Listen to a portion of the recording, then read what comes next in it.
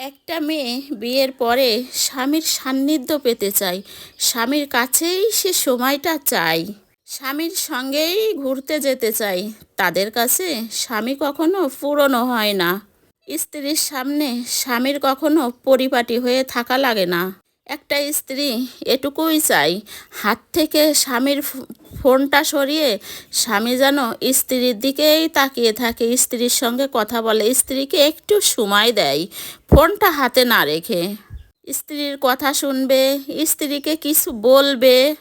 বাড়িতে হাজার প্রকারের কাজ থাকলেও স্ত্রী স্বামীর সঙ্গে গল্প করতে গেলে কখনো ক্লান্ত হয় না, বরং হাঁসফাঁস করে মেয়েরা। কখন স্বামী বাসায় আসবে, সারা দিনের হাসি আনন্দ দুঃখ বেদনা সব কথাগুলো স্বামীর সঙ্গে শেয়ার করবে, পার্সোনাল একটা টাইম পাস করবে। স্ত্রীরা কখনো শুয়ে পড়লেই ঘুম আসে না, বরং ঘুমন্ত স্বামী যখন ঘুমিয়ে থাকে স্ত্রী তার মুখের দিকে চাতক পাখির মতো চেয়ে থাকে। এই পুরো বিষয়টার ভিতরে টাকা পয়সার কোনো হাত নেই, সৌন্দর্যেরও কোনো হাত নেই, বিষয়টা শুধু ভালোবাসার। স্বামী সুন্দর কিংবা কালো, টাকা পয়সাওয়ালা নাকি গরিব, পুরানো কিংবা নতুন, এসব একটা স্ত্রীর কাছে সত্যি কোনো ম্যাটার করে না।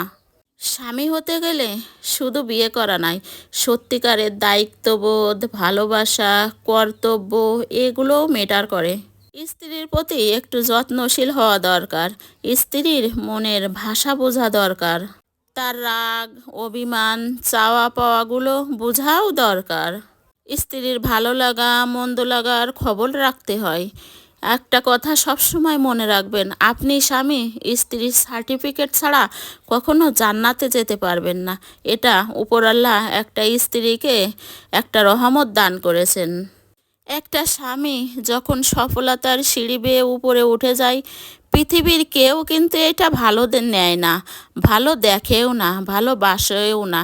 ট্রেনে কিভাবে নিচে নামতে হয় সেগুলো সবাই জানে, কিন্তু একমাত্র তার স্ত্রী এটাকে ভালোবাসে। আপনার সিঁড়ি বেয়ে উপরে ওঠাটাই আপনার স্ত্রীর ভালো চোখে দেখবে।